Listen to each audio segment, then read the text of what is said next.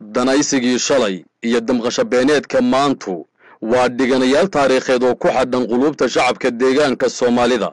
dib u milicsiga tagtadii hore waxa ay qeexaysaa kala hufidda mugga iyo qiyamka siyaasiga aragtidiisu ku lahaa xilligii adkaa ee dhibaatooyinka xasuuqa kubsiga dhaca bahdilka iyo barakicinta aan loo meeldayin lagu hayay shacabka deegaanka Soomaalida.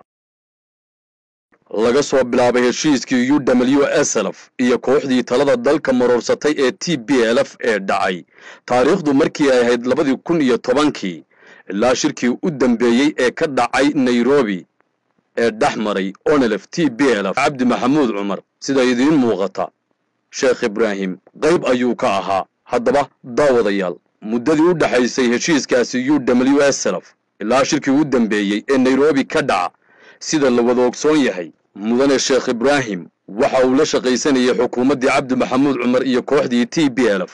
waxa isweydiin mudan xaaladii ay shacabku ku sugnaayeen muddadaas uu Sheekh Ibrahim xukuumaddii hore la shaqaysanayay ee uu qanacsanaa afkiisuna daboolnaa.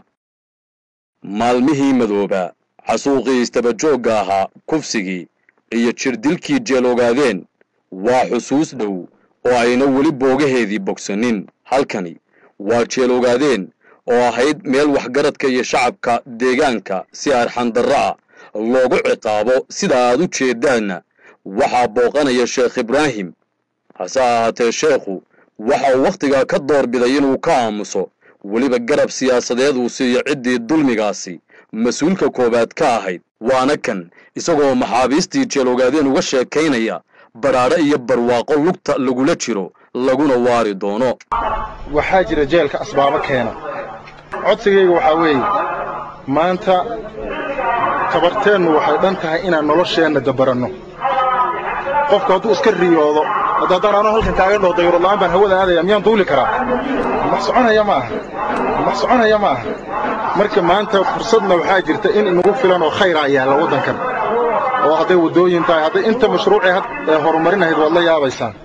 marka codsigayga waxaa weeye dadkiina maxaabiista ee meesha ku jira barnaamijkan aad meesha u soo gasheen in aad isku daydo qof walba inaad faham cusub ku fiiriso indho hor la ku fiiriso aad tiraahdo maanta maxaa ka qaban karaa. waxa ka qaban kartaa waxa weeyaan waddankeena waxa ka dhisno.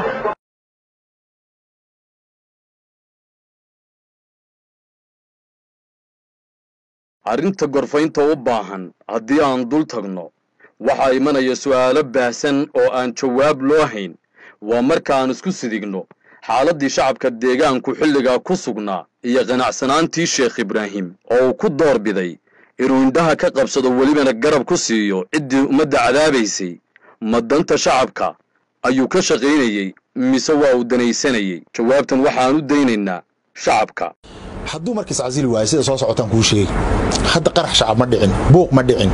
hadda internet siyaasiyiinta waxa hadlaynaa intii yareeda ganacsiga ku jirtay meel waxay gaari doontaa marka uu kaco shacabku marxalo wuxuu gaari doonaa isaguna uu amni adeegsada. marka hadda wax karaama muuna gelin muddaduu joogay dhalinyaro aan jiraan laakiin dambiga Cabdiilay oo kale iyo wax layn muuna gelin Mustafa.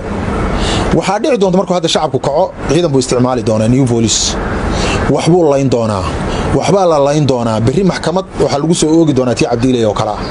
maanta oo ay xaaladii isbedeshay sida aad daawanayseenna uu sheekhu afkiisa ka sheegayo inaan dhiig shacab la daadin iyadoo ay saas tahayna haddana waxa uu guddoomiyihii hore ee WSLF mudane Sheekh Ibrahim uu ku naaloonaya in mar kale uu soo noqdo dhiiggii shacabka ee daadanayay dulmigii iyo maalmihii madoobaana dib loo muquurto.